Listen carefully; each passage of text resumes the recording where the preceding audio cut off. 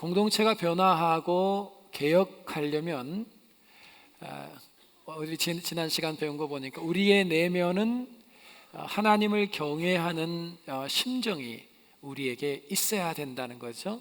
하나님을 경외하는 심정이 내면의 준비가 될 때 변화는 지속할 수 있습니다.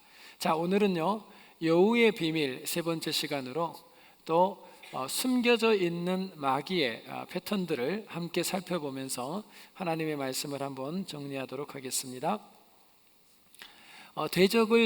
우리의 대적 원수가 있는데 우리의 적을 경계하는 일에 실패했던 나라들이 큰 현실을 만났죠.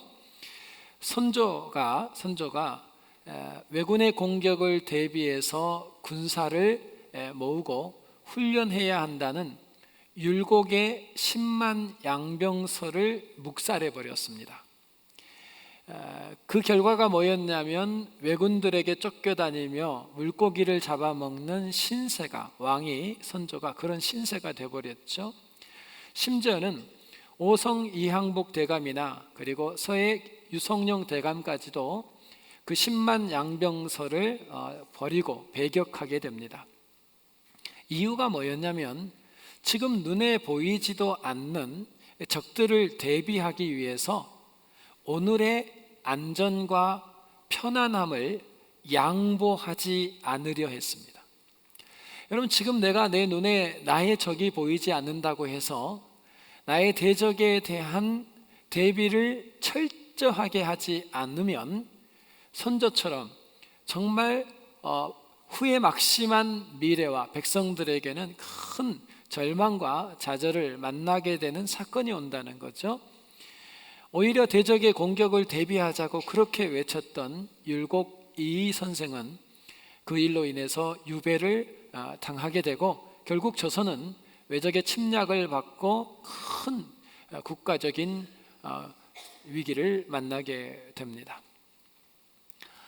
여러분, 우리의 대적이 있는데, 우리에게 적이 있는데, 원수가 있는데 지금 실제로 그들이 내 눈에 보이지 않는다고 해서 대비하고 준비하는 일을 소홀히 하게 되면 지금 당장은 이 편안함 때문에 준비하는 수고를 안 하게 되므로 지금 당장은 조금 괜찮을지 모르지만 반드시 눈에 보이지 않는 우리의 원수 마귀는 반드시 눈에 보이는 현상으로 우리에게 찾아와 순식간에 우리의 미래를 망가뜨려 버리게 됩니다. 그것이 오늘 이 본문 말씀이 우리에게 던져주는 메시지예요. 한국의 대표 농구 국가대표 선수들이 한번 미국으로 전지훈련을 오게 됐고요. 긴 시간 동안을 전지훈련하면서 한 주에 머무르며 그 주위에 있는 대학팀과 함께 그냥 스파링 상대로 그렇게 경기를 하게 됐습니다. 농구는 우리 한국 당시만 해도 국가대표가 와도 미국에 있는 한 대학의 수준보다 못했나 보죠. 그래서 경기를 몇 차례를 했는데 국가대표 선수들이 미국의 한 대학 농구팀을 못 이겼어요. 전지훈련을 하던 감독이 미국 대학 감독에게 묻습니다. 너희는 어떻게 선수들을 훈련을 시키는지 나에게 얘기해 줄 수 있겠냐? 그랬더니 이 미국에 있는 대학 감독이 우리 한국 헤드 코치를 데리고 자신의 사무실로 갔어요.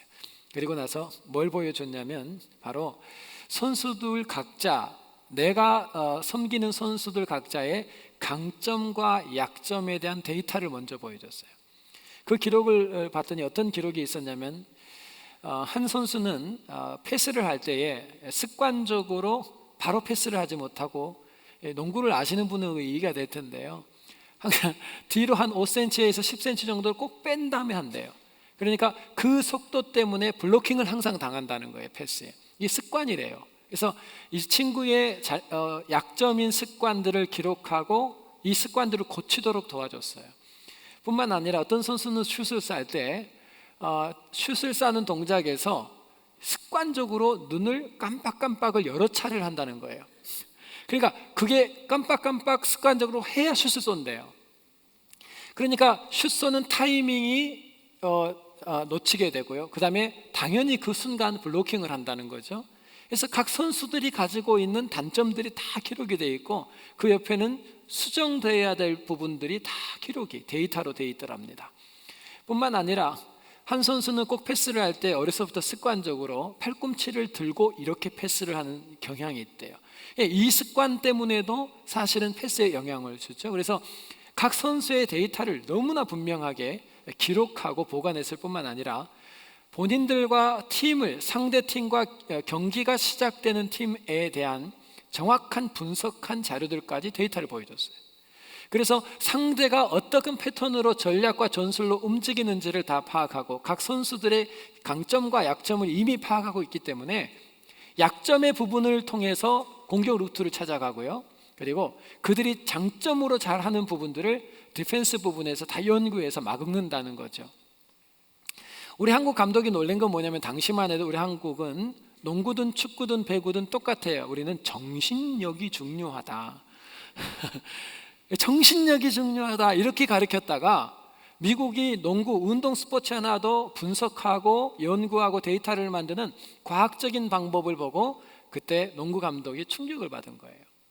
여러분, 우리가 우리의 적인, 우리의 상대인 마귀들의 강점과 약점을 알고 그들의 약점을 공격하고 그들의 강점에서는 우리가 보완을 하는 데이터가 우리는 얼마나 가지고 있습니까? 오히려 마귀는 우리 각자의 약점과 강점을 너무나 잘 알고 있습니다. 그리고 그 강점과 약점을 통해서 마귀는 우리를 치러 들어올 때 똑같이 들어오지 않아요. 김 집사님께는 A라는 방법으로 접근하고요, 박 집사님께는 B라고 하는 방법으로 접근해서 누구나에게 약점을 통해서 공격하는 이유가 뭐냐면 이 마귀는 그들의 상대인 우리에 대한 전략과 전술뿐만 아니라 각자 개인에 대한 모든 인포메이션을 데이터로 가지고 있습니다.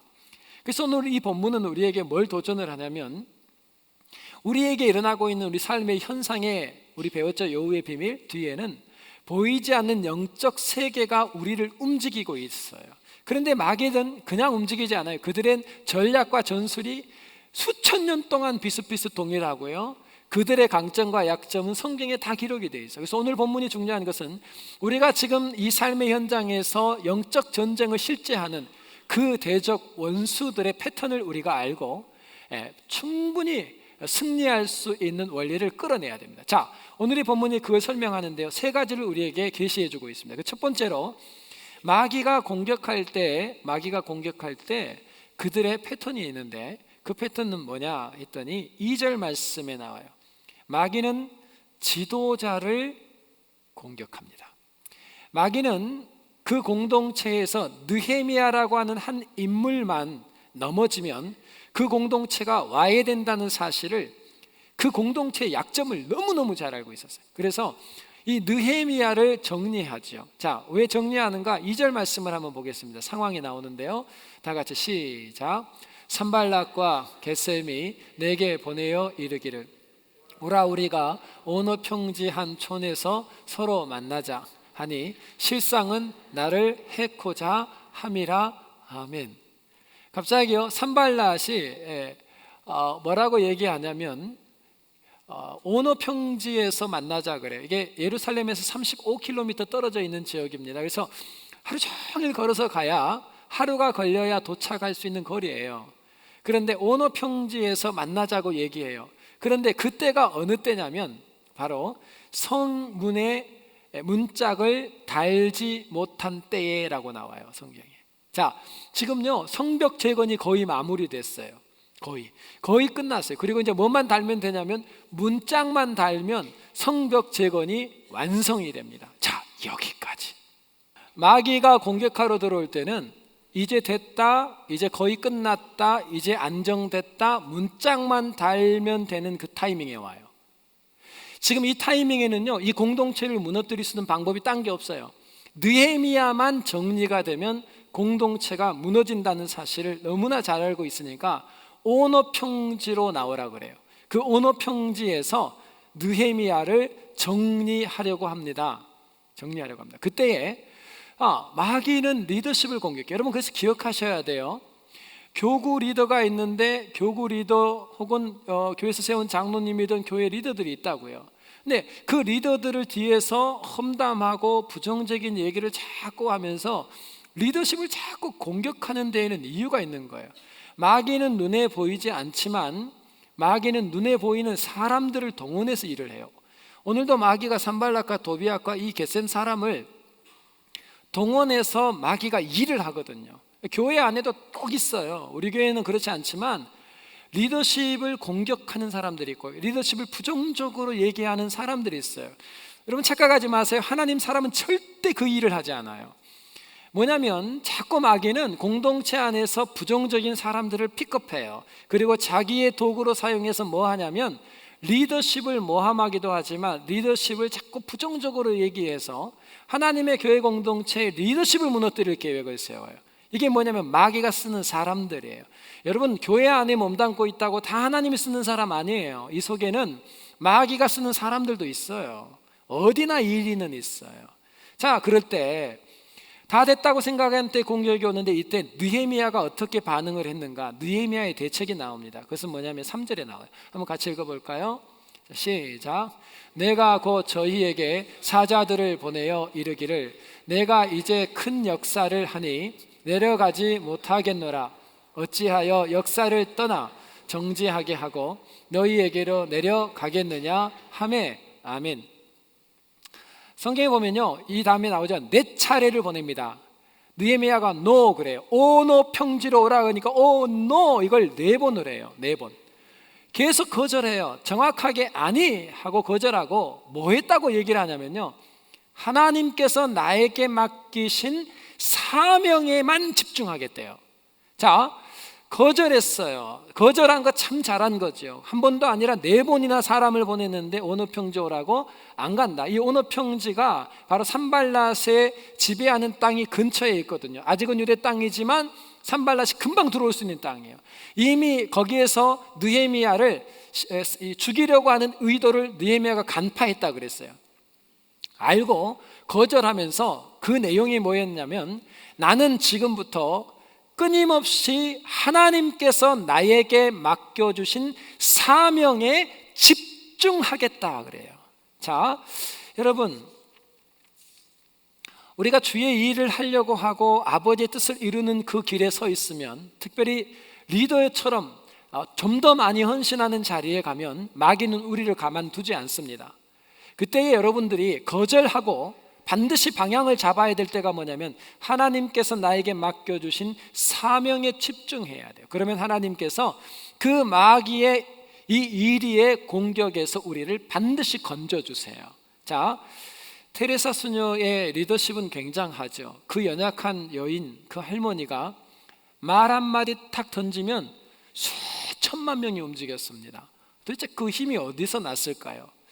테레사 수녀가 수녀직을 받고 나서 2년 뒤에 사랑의 선교 수녀회라고 하는 것을 조직했죠.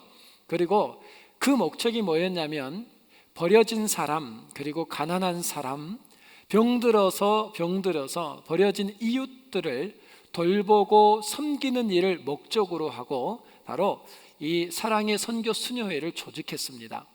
그리고 나서 그들이 정한 지역이 어디였냐면 캘커타였어요. 캘커타에다가 정해놓고 거기에 본거지로 사용할 수 있는 다 죽어가는 성전 하나를 빌리게 되죠. 그리고 정부에다가 허락을 맡아요. 그 이름이 뭐였냐면 리르말 흐리다이라는 말인데 이 말은 바로 순결한 마음이라는 뜻을 가진 공동체예요. 이 공동체를 만들어 놓고 정말 가난한 사람들, 먹을 것이 없는 사람들을 데려다가 먹였어요. 그리고 병들어서 쫓겨나고 갈 곳이 없는 사람들을 데려다가 그들을 간호하고 죽을 때까지 치료해 주고요, 그들을 돌보는 일을 했습니다. 그러다 보니까 바로 힌두교 성직자들과 힌두교 맹신자들이 이 테레사 수녀와 함께 있는 스태프들과 테레사를 못마땅하게 여겼어요. 그래서 어떻게 했냐면 그때부터 협박을 하기 시작했습니다. 너 자꾸 이렇게 하면 내가 너희들을 반드시 정리할 거야 하고 협박을 저처럼 이렇게 부드럽게 했겠어요? 협박했어요. 안 들어주니까 그 다음에 회유했어요. 미끼를 던져주면서 하지 않고 떠날 수 있도록 자꾸. 그래도 테레사 수녀가 듣질 않았어요. 그래서 뭐를 그들이 하게 되냐면 테러를 시작합니다. 그래서 직접 찾아와서 이 힌두교 신봉자들이 함께 있는 리더십 스텝들을 공격하는데 어떤 한 사람이 너무나 심각한 육체적 손상을 가져오게 돼요. 그때 함께 있던 스텝 하나가 와서 테레사 수녀에게 이렇게 얘기를 합니다. 수녀님, 이 일은 언제든지 할 수 있으니까 지금은 한 발짝 물러납시다. 물러나서 이 소요가 그리고 이 테러가 어느 정도 좀 잠잠해지고 나면 그때 와서 이들을 돌보면 되지 않겠냐고 그렇게 스텝이 얘기를 했어요. 리더십이. 그때 테레사 수녀가 이렇게 얘기를 합니다. 당신들이 나를 죽이고 싶다면 내가 여기 있습니다. 내가 기쁘게 나의 생명을 여러분께 내어드리겠습니다. 베어가라고 했어요. 목을. 그렇지만 불쌍한 내 환자들, 주님께서 맡기신 갈 곳 없고 병들고 버려진 이 사람들만큼은 계속해서 섬김을 받을 수 있도록 도와주십시오. 뭐라고 얘기했냐면요, 지금 아무리 위협하고 협박한다 해도 하나님께서 나에게 주신 불쌍하고 먹지 못하고 가난하고 헐벗은 뿐만 아니라 병들고 버려진 이들만큼을 향한 하나님이 나에게 주신 그 사명을 내려놓을 수 없습니다. 그 위기와 협박 속에서 테레사 수녀가 뭐를 집중하냐면요, 하나님께서 나에게 맡겨준 사명에 집중을 해요. 그냥 그걸 했는데 어느 시간 지나다가 하나님께서 그 테러가 다 스탑될 사건 하나를 허락해 줘요. 그게 뭐냐면 바로 힌두교 성직자 한 사람이 심한 결핵에 걸리게 되죠. 당신은 이 결핵이 전염된다는 것 때문에 그 힌두교 성전 안에서 이 사람을 버립니다. 그래서 자신의 몸을 가누지 못하는 이 성직자가, 힌두교 성직자가 버림을 당했을 때 테레사 수녀가 가서 그 결핵에 걸려있는 그 사람을 데려다가 정말 정성껏 돌봐주죠. 그리고 죽을 때까지 곁에서 그를 간호해요. 그 얘기가 퍼지면서 죽은 다음에 이 힌두교 성직자를 또 그 서원으로 보내줍니다. 다 장례를 준비해서 보내서 그 마지막까지 도와주죠. 이 사건으로 모든 테러가 스탑이 돼요. 테레사 수녀가 무슨 얘기를 하냐면요, 지금 현재 내가 달리고 있는 이 길이 아버지가 기뻐하는 길이다. 하나님이 내게 주신 사명이라는 거예요. 그렇다면 어떤 위기를 만난다 할지라도 지금 이 위기 속에서 사단이 힌두교 신봉자들을, 사람들을 동원해서 어떤 일을 벌여서 내 생명을 위협한다 해도 물러설 수가 없다는 거예요. 나는 지금 사명에 집중하겠다. 그러니까 하나님께서 그 사명을 다할 수 있는 계기를 마련해 줘요. 오늘 느헤미야가 생명을 위협하면서 살해하려고 오너 평지로 오라고 할 때에 느헤미야가 무슨 얘기를 하는 거냐면 못 간다는 거예요.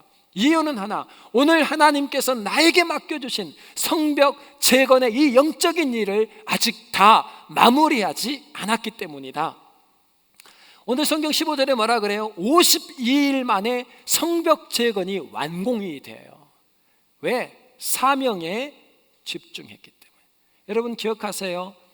공동체 안에는 마귀가 쓰는 사람이 있고 하나님의 사역을 하는 사람이 있습니다. 마귀가 쓰는 사람은 패턴이 어떤다고요? 꼭 리더십을 흠집내고 공격하고 괴롭혀요. 그게 정의로운 일이 아니라 마귀는 그 방식으로 하나님의 교회와 하나님의 공동체를 위협해요. 우리 하나님은 우리 위기가 올 때에 마귀가 사람들을 동원해 리더십을 끊임없이 공격하고 망가뜨리죠. 왜? 리더가 망가지면 그 공동체는 와야 되거든요. 그러나 그때에 구역장님, 교구장님, 장로님, 우리 교회의 리더 되신 분들은 철저하게 나에게 하나님께서 맡겨주신 사명에 집중함으로 하나님의 은혜를 입으시기를 주의 이름으로 축원합니다.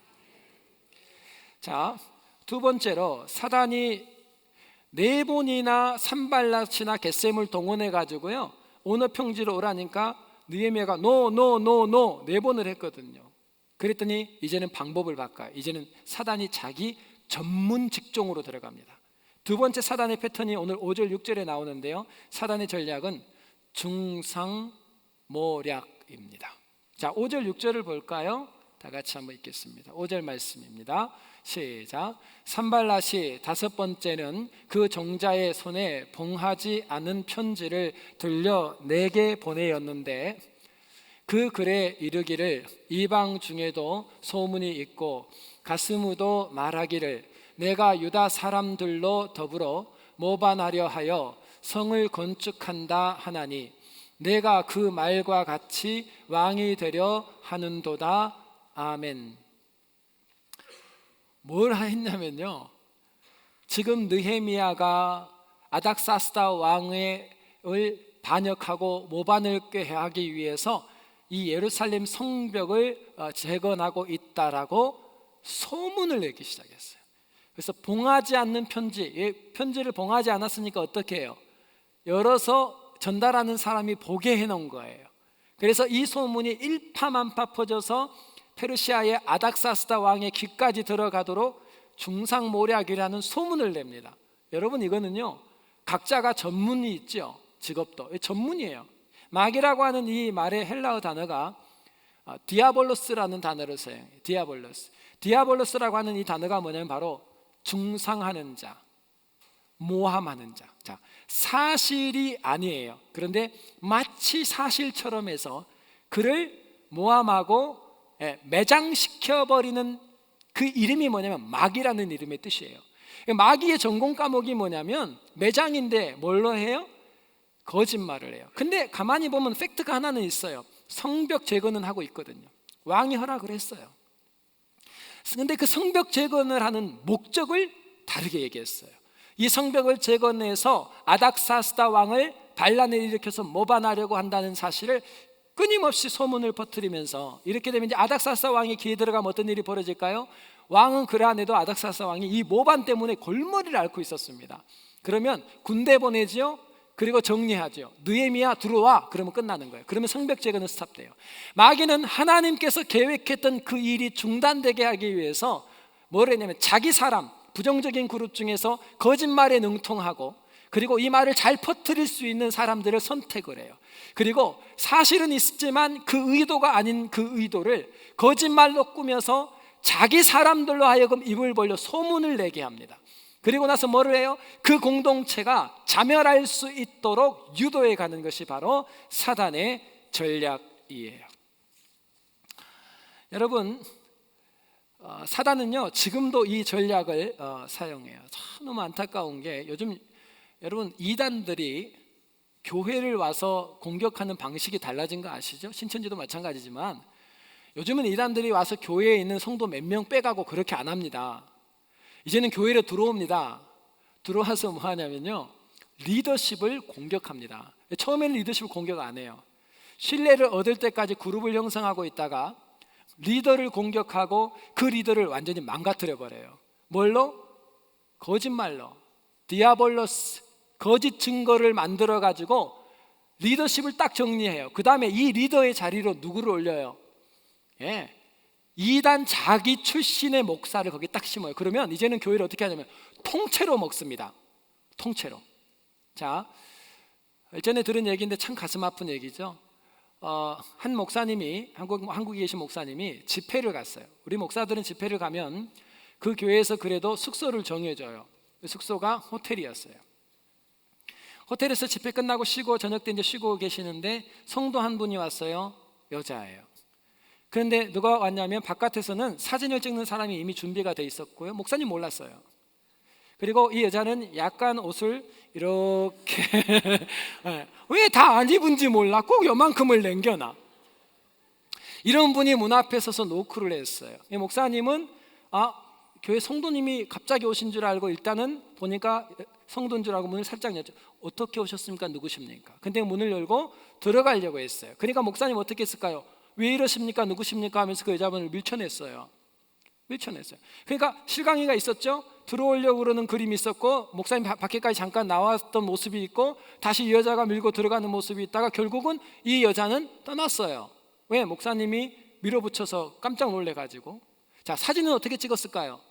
노크하는 장면, 문이 열려서 목사님이 밀치든 어쨌든 일단 나왔잖아요. 목사님과 그 여자가 보이고 그 다음엔 다시 밀고 들어가면서 들어가는 장면, 이 커트를 교회로 가지고 왔어요. 그리고 이걸 오픈했어요. 그 교회 어떻게 됐을까요? 몰라요? 난리가 났죠. 난리가 났습니다. 그리고 그 목사님이 쫓겨났습니다. 자, 그 목사님 잘못한 게 하나 있었어요. 그게 뭐냐면 그게 사실이 아니고 이런 정황이었다는 것을 얘기를 해야 돼요. 근데 이분 얘기 안 했어요. 왜? 당신의 의로움이에요. 목사 정도 됐으면 그냥 입 딱 다물고 그냥 하는 거지, 이렇게 생각이 옛날식이에요. 성경은 그렇게 얘기하지 않아요. 그리고 입 다물어서 1년 반 정도 지났을 때 그 교회가 이 목사님이 억울한 누명을 썼다는 것이 그때 드러났어요. 근데 그때는 이미 목사님 정리되고 모든 게 바뀌어 있어요. 이 목사님은 그 이후로 목회를 지금 못 하세요. 자, 잘 들으세요. 마귀가 하는 방식이 하나 있습니다. 마귀가 하는 방식은 리더를 잡아요. 근데 사실이 아닌 것을 사실처럼 꾸며서 리더십을 망가뜨리는데 디아볼로스, 거짓말을 보태서 중상모략을 해서 그 공동체를 무너뜨려요.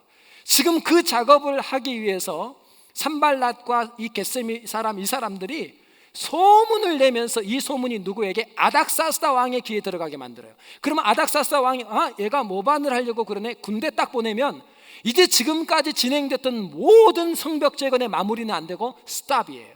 이게 마귀가 두 번째 던졌던 계략이에요. 넘어가지 마세요. 여러분, 가정 하나 깨는 거요 굉장히 쉬워요. 실제 있었던 일이지만 한 집사님이 이렇게 얘기했어요. 그 아내 되시는 분에게 우연히 다른 한 여자분과 차를 타고 가는 것을 본 거예요. 그래서 뭐라고 얘기했냐면, 특히 남편 좀 잘 좀 워치해봐. 그러고 갔어요. 그 말 한마디면 그분 잠 자요 못 자요. 그러니까 쫄랐죠. 왜 그래. 사실이었어요. 그 차를 같이 타고 간 거는. 그런데 지금 바이어 만나러 가면서요 동승한 거예요. 자, 이 사건으로 가정이 파탄났어요. 여러분, 아무것도 아니에요. 그런데 그 말을, 팩트는 있는데 그 팩트에다가 다른 걸 붙여 넣었어요. 쉬워요. 마귀가 쓰는 두 번째 패턴이에요. 여러분, 열심히 봉사했는데 뒤에서 누가 그럴걸요? 저분 이래서 봉사해, 이 말 한 마디 들으면 여러분 팍 뒤집어질걸요? 나는 그 마음이 아닌데. 마귀는요 말을 못합니다. 그래서 누구를 데리고 쓰냐면 교회 안에서 자신의 성향과 비슷한 디아볼로스, 거짓말하기 좋아하고 부풀려 말하기 좋아하고 사실 확인되지 않는 걸 전하기 좋아하는 사람들을 도구 삼아 그 교회 공동체, 가정 공동체를 끊임없이 박살을 내버려요. 이게 바로 패턴이에요. 근데 그때에 이걸 왜 이 산발랏 이 겟셈이 쓴 줄 아세요? 이게 효과를 본 적이 있었어요. 볼래요? 에스라 한번 보겠습니다. 에스라 4장 15절하고 24절을 볼 건데요. 이게 뭐냐면 르훔과 심세라고 하는 사람이 10여 년 전에, 10년 넘게 전에 이미 성전 보수와 재건과 함께 성벽 재건을 하고 있었어요. 그때 이 두 사람이 이 소문을 냈습니다. 저 성벽 재건을 해가지고 페르시아 왕을 모반하려고 한다는 소문을 냈거든요. 그리고 뭐라고 했냐면, 성을 건축하고 나서 조공 내지 않고 잡세를 내지 않고 부세를 내지 않고 왕에게 수치를 당하게 하기 위해서 그들이 성벽 재건까지 합니다라는 소문과 상소를 올렸어요. 그 결과가 나와요. 15절 한번 읽어보겠습니다. 시작. 왕은 열조의 사기를 살피시면 그 사기에서 이 성읍은 패역한 성읍이라, 예로부터 그 중에서 항상 반역하는 일을 행하여 열왕과 각도의 손해가 된 것을 보시고 아실지라, 이 성읍이 회파됨도 이 까닭이니이다. 그 다음 절 보세요. 24절. 어떻게 결론이 나는가 보세요. 시작. 이에 예루살렘에서 하나님의 전 역사가 그쳐서 바사왕 다리오 제2년까지 이르니라. 아멘. 이 방법을 써먹었는데 통했거든요. 이렇게 거짓말하고 모함을 했더니 스탑이 돼버렸어요 다. 그래서 두 번째도 자신들의 전공 과목을 갖고 들어옵니다. 디아볼로스, 마귀가 자기 사람들을 동원해서 소문냈어요. 아닥사스다 왕을 모반하려고 한다. 자, 그러면 이때 어떻게 했을까요? 느헤미야의 두 번째 마귀의 공격에 대처한 것은 뭘까요? 이렇게 합니다.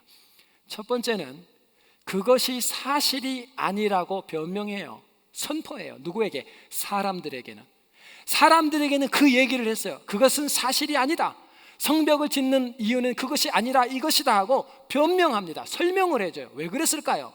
그렇지 않으면 사람들이 오해하면 크리노라 그래요. 로마서에 있어서는 이걸 헬라어로 심판과 판단의 죄를 지어요. 여러분, 용서받지 못한 죄 중에 하나예요. 성경에 우리가 하나님의 자리에 하나님만 하실 수 있는 판단을 누가 하냐면 사람이에요. 그게 선악과 죄입니다. 그런데 그 자리로 누가 올라가냐면 에이, 그 목사님이 그렇게 안 보이던데 세상에 그 여자가 이 여자가 말 다르고 삶이 다르고 별의별 말들을 다 하면서 심판하고 판단하고 정죄하면서요, 1년 반 그게 밝혀지기 전까지 다 죄를 지어버려요. 그 목사님이 뭔 잘못을 했냐면 사실은 그게 아니라고 변명을 했어야 돼요. 나의 의로움 하나를 지켜내기 위해서 그 변명을 안 하면 수많은 영혼들이 전부 실족당해버립니다. 왜 한영조 목사님, 김사만 목사님 교회에 문제가 없어서 있었죠? 그분들이 빨리 대처한 게 뭐냐면 이 작업을 한 거예요. 변명했어요. 그건 사실이 아닙니다. 성도들이 믿어요. 끝! 이렇게 끝나요. 근데 이걸 소요가 일어나도록 키운 거예요. 근데 느헤미야는 그렇게 처리하지 않아요. 사람들에게는 사실이 아니라고 정확하게 얘기를 했어요. 그리고 안 끝냈어요. 두 번째는 하나님께는 기도를 합니다. 뭐라고 기도를 했냐면 하나님께는 이제 내 구절에 나와요. 이제 내 손을 힘있게 하옵소서. 왜? 지금 산발락과 게셈 사람의 이 중상모략으로 일을 하는 사람들의 손이 힘이 빠져버린 거예요. 손에 힘을 달라는 건 뭐예요? 하나님, 이 맡기신 사명을 감당할 수 있도록 도와주십시오 하고 하나님 앞에 기도했어요. 그 말은 뭐냐면 이 얘기가 아닥사스다 왕의 귀에 들어간다 할지라도 아닥사스다 왕이 이 주님께서 맡기신 사명을 감당할 수 있도록 허락을 계속하도록 도와달라는 기도예요. 결론은 어떻게 됐을까요? 이 기도가 응답됐을까요? 안 됐을까요? 오늘 읽었잖아요. 50일 만에 성벽 재건이 완성돼요. 왜 어떻게 우리가 알 수 있냐면 영모에 대한 소문이 아닥사스다 왕에게 들어갔는데 아닥사스다 왕이 반응을 안 해요. 알 수 있는 구절이 있습니다. 뭐라고 나오냐면 느헤미야로 예루살렘 총독을 12년을 더하게 해요. 만약에 그 얘기를 듣고 그걸 믿었다면 어떻게 했어요? 부르지요. 스탑시키죠. 근데 아닥사스다 왕이 느헤미야를 예루살렘 총독으로 12년을 하게 만들어줍니다. 그러고 나서 불러요. 본국으로. 자, 우리 잠언 봤죠? 하나님이 왕의 마음을 보의 물처럼 다룬다 그랬어요. 다시 말하면 논에 있는 구멍 하나를 파서 농부가 물기를 그 다음 어느 논으로 내려가게 할 것인지를 결정하듯이 왕의 마음과 생각은 누구 손에 있다고요? 하나님 손에.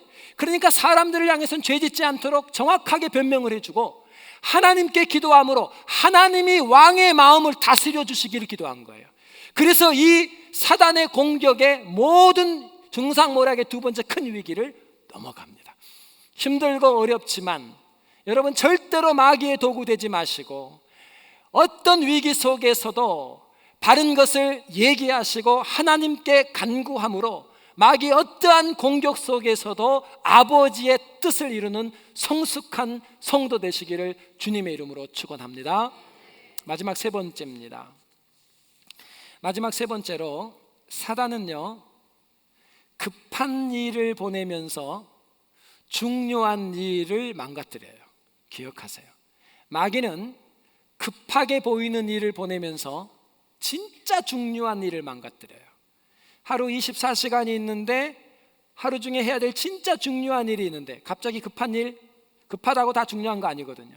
급한 일 그거 불 끄느라고 하루를 지나고 보니까 오늘 해야 될 진짜 중요할 기도 시간 놓쳐버리고 하나님 말씀 대면하는 시간 놓치고 영혼을 아무것도 못해요. 마귀는요, 우리에게 패턴 4번을 공격했는데 안 되니까 5번째는 방향을 바꿔서 중상모략을 했는데 그래도 안 통해요. 그러니까 다른 방법 하나를 씁니다. 마귀가 누구를 썼냐면 사람을 써요. 여러분 기억하세요. 마귀는 사람을 써요. 공동체 안에 마귀가 쓴 사람이 있어요. 자, 세 번째 보면 성경 10절을 한번 읽어보겠습니다. 10절에 나와요. 다 같이 시작. 이후에 무에디벨의 손자 들라야의 아들 스마야가 두문분출하기로 내가 그 집에 가니 저가 이르기를 저희가 너를 죽이러 올 터이니 우리가 하나님의 전으로 가서 외소 안에 있고 그 문을 닫자. 저희가 필연 밤에 와서 너를 죽이리라 하기로 아멘. 마귀가 세 번째 쓴 전략은 뭐냐면 선지자 바로 그 제사장인 스마야를 씁니다. 스마야에게 산발락과 도비아가 뇌물을 줘요. 돈을 줘요. 돈을 주고 거짓 예언으로 그를 인도해 달라고 부탁을 하죠. 그래서 뭐라고 얘기를 하냐면, 우리 이미 배웠죠. 이리의 여우의 비밀 첫 번째 시간에 배웠잖아요. 마귀는 누구를 쓴다고요? 측근 쓴다니까요. 느헤미야가 가장 신뢰하는 스마야 선지자예요. 근데 스마야 선지자가 뭐라고 얘기하냐면 그 얘기를 하는 거예요. 지금 내가 들은 정보가 오늘 너를 암살하기 위해서 산발락과 겟셈 도비아가 보낸 사람들이 오늘 밤에 온다. 너를 암살하기 위해서. 그러니까 이 급한 일이 생겼으니까 너 오늘 나랑 함께 성소에 들어가 외소에 잠깐 숨자. 외소에 숨고 문 닫으면 거기는 못 들어오니까 날이 밝으면 다시 나오면 너는 이 급한 위기에서 너의 생명을 보존할 수 있고 그 다음에 얼마든지 하나님이 맡겨주신 남은 일을 마무리하면 되지 않겠니? 여러분, 얼마나 설득력 있는 얘기입니까? 이렇게 고마운 사람이 어디 있어요? 나를 암살하러 죽이러 오는 사람이 있다는 걸 알려주기 뿐만 아니라 살 수 있는 방법까지 알려주잖아요. 이 급한 일에 하나님이 우리 같으면 와, 하나님의 도움이네 이렇게 얘기하지 않겠어요? 그런데 느헤미야의 반응을 한번 보세요. 11절 한번 보겠습니다. 11절 말씀 12절 초반까지만 시작. 내가 이르기를 나 같은 자가 어찌 도망하며 나 같은 몸이면 누가 외소에 들어가서 생명을 보존하겠느냐. 나는 들어가지 않겠노라 하고 12절 깨달은 즉. 아멘. 보세요. 깨달은 게 뭐냐면 산발락과 도비아가 뇌물을 줘가지고 예언한 거라는 걸 알게 된 거죠. 자, 여기서 깨달은 즉이라고 하는 이 단어는 히브리 말로 나카르라는 단어를 사용해요. 이 나카르라고 하는 이 단어는 뭐냐면 어떤 사건이나 어떤 말이나 어떤 상황이나 어떤 대상이 하나님의 말씀에 비추어 맞는지 살펴보다라는 말이 나카르예요. 사건이 일어났어요. 급한 상황이에요. 나를 죽이러 오는 암살자들이 와요. 그게 급한 일이다. 외소에 가서, 성전 외소에 가서 잠깐만 숨었다가 그들을 보내고 나면 나와서 마무리하면 되잖아. 이 말이, 이 사람의 이 대안이 얼마나 좋아 보여요. 그런데 느헤미야는 자기가 믿는 사람이라고요, 신뢰하는 스마야 선지자가 얘기했는데도 어디다가 확인을 하냐면요, 바로 나카르, 지금 이 말이 하나님의 말씀과 같은 생각인가를 체크업했대요. 그게 뭐냐면 바로 깨달은 즉이라는 단어예요. 깨달은 즉. 지금 이 일이 하나님 말씀과, 근데 딱 비추어 보니까 문제가 있습니다. 그 문제가 뭔가? 민수기 18장 7절 말씀 보겠습니다. 민수기 18장 7절 다 같이 시작. 너와 내 아들들은 단과 장안의 모든 일에 대하여 제사장의 직분을 지켜 섬기라. 내가 제사장의 직분을 너에게 선물로 주었은즉 거기 가까이 하는 외인은 죽이울지니라. 아멘. 하나님의 성소 안에는 제사장 외에 들어가요, 못 들어가요? 못 들어가요. 들어가면 어떻게 하겠다고요? 죽어요. 지금 스마야 선지자가 얘기한 내용이 하나님의 말씀과 같은 말인지 나카르 점검을 해보니까 걸려요, 안 걸려요? 걸려요. 나를 사랑한다고 하는 그 얘기가 하나님의 말씀에 위배가 됐어요. 그래서 뭘 선포해요? 나는 숨지 않겠다. 외소에 가서. 무슨 말이냐면 그에 대한 나는 원칙대로 하겠다는 거예요. 느헤미야 세 번째 대안입니다. 원칙이 뭐예요? 하나님의 말씀이에요. 나는 하나님의 말씀이 내게 얘기하는 그 원칙을 고수하겠다. 자, 스마야 선지자가 말했던 대로 만약에 성소에 들어가 숨으면 결국은 하룻밤 지나고 어떻게 돼요? 느헤미야 죽어요. 마귀가 뭐라 하냐면요, 아무리 건드려도 꼼짝을 안 하고 중상모략을 해도 건드려도 아무것도 안 되니까 마지막 쓰는 세 번째 방법이 뭐였냐면요, 우리가 하나님의 말씀과 위배되는 자리로 우리를 끌고 가서 하나님과 나를 대적이 되게 만들어요. 하나님과 나와 대적이 되면 나는 어떻게 돼요? 정리가 돼요. 여러분 한번 생각해 보자는 거예요. 역대하 26장에요 우시야 왕이 있었어요. 우시야 왕이 뭐를 하게 되냐면 성소에 들어가서 향에 불을 붙이는, 분향을 하려고 그랬어요. 그런데 분향은 누구만 하게 돼 있어요? 제사장. 그러니까 왕이라고 해서 들어가려고 하니까 당시에 용맹한 제사장 아사랴와 제사장 80인이 우시야 왕을 막아섭니다. 안 됩니다. 들어가서는 안 됩니다. 그게 뭐에 위배가 되니까 원칙에 위배가 됐습니다라는 얘기를 해요. 결국은 그 결과가 뭐예요? 우시야 왕이 문둥병 걸려요. 하나님이 버려요. 여러분, 아무리 급한 일이 있고 아무리 절박한 시간이라도 그 절박한 그 상황에 그 일이 하나님의 원칙과 위배된다면 하면 안 돼요. 왜냐하면 그 원칙과 위배되는 것을 선택함과 동시에 하나님과 원수가 돼요. 하나님이 버리는 타이밍이 성경에 똑같이 나와요. 사울 왕은 하나님이 언제 버립니까? 블레셋과의 전쟁을 하기 위해서 블레셋이 앞에 있는데요, 제사를 드려야 백성들이 나가서 전투를 해요. 근데 제사를 인도하는, 예배를 인도하는 사무엘이 도착을 안 해요. 그러니까 누가 제사를 인도해요? 왕이에요. 사울 왕이 직접 인도해요. 그 일 뒤에 뭐예요? 하나님 뭐라 그래요? 내가 사울을 버렸다 그랬어요. 왜요? 여러분, 아무리 급해도, 어떤 목사님이 돈 받았죠. 왜 돈 받았냐면 교회가 위기였거든. 근데 그 돈이 이단에게서 들어온 돈이요. 급하니까 쓴 거라고요. 급하니까. 아무리 급한 위기가 와도 다시 하나님의 말씀으로 조사하고 점검하고 아버지의 말씀에 위배되면 오늘 다시 우리 인생의 원칙인 하나님의 말씀을 선택할 때 하나님은 도저히 이룰 수 없었던 52일 만에 하나님의 놀라운 기적의 역사를 쓰시더라는 거예요.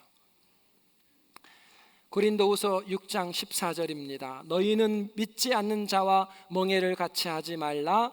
의와 불법이 어찌 함께하며 빛과 어두움이 어찌 사귀며. 아멘. 말씀을 마무리합니다. 뭐라고 얘기하죠? 말씀이 믿지 않는 자와 멍에를 하면 안 되는 이유가 법 때문이래요. 원칙이 다르대요. 믿지 않는 사람의 원칙은 그들의 인생의 경험이에요. 그런데 너의 원칙은 하나님의 말씀인데, 그들과 함께 조인해서 비즈니스 하다 보면 너 11조 못하게 되고 너 하나님의 법을 따라서 위배되기 시작할 텐데, 그때부터 넌 나하고 적이 될 거고, 사울 왕을 버린 것도 아무리 급하다고 좋아 보여도 진짜 중요한 일인 하나님의 말씀을 따라 원칙 삼지 않을 때 하나님이 버리더라는 거예요. 말씀을 정리합니다. 마귀는 우리를 공격하려고 준비하는데요, 우리를 너무나 잘 압니다. 우리의 약점도 알고요, 우리의 잘하는 것도 알고요. 잘하는 것을 통해서 잘 안 들어와도 약점으로 금방 타고 들어올 거예요. 근데 마귀가 어떻게 들어오는가 봤더니 일이 다 끝나갈 때, 우리가 이제 안심할 만할 때, 그때 마귀가 찾아 들어와 리더십들을 망가뜨려요. 마귀는 눈에 보이지 않지만 마귀는 눈에 보이는 사람을 통해서 자신과 부정적인 코드가 맞는 사람을 선택해서 그 사람을 통해 리더십들을 망가뜨리는 작전을 하죠. 그게 하다 안 되면 그 방법으로 중상모략을 해요. 말 거짓말하기 좋아하고 부풀려 말하기 좋아하고, 거짓말하고도 양심의 가책을 느끼지 못하는 사람들을 동원해 그 공동체 전체의 루머를 통해 망가뜨리려고 하죠. 그게 안 되니까 하나님과 적이 되는, 하나님의 말씀에 위배되는 자리로 우리를 끌고 가요. 뭘 주면서? 암살자가 온다. 급한 일을 만들어주면서 하나님 말씀과 떨어지게 만들어요. 그때마다 느헤미야는 사명에 집중하고 끊임없이 하나님께 기도하고, 그리고 마지막에 그 위기 속에서도 원칙인 하나님의 말씀과 비교하면서 원칙을 고수할 때 우리는 어떤 위기를 만나도 살아계신 하나님께서 우리를 향한 그 귀한 하나님의 뜻을 52일 만에 이루는 놀라운 영적인 열매들을 우리 삶에 허락해 주실 것을 믿으시기 바랍니다. 우리 자리에서 한번 일어나실까요?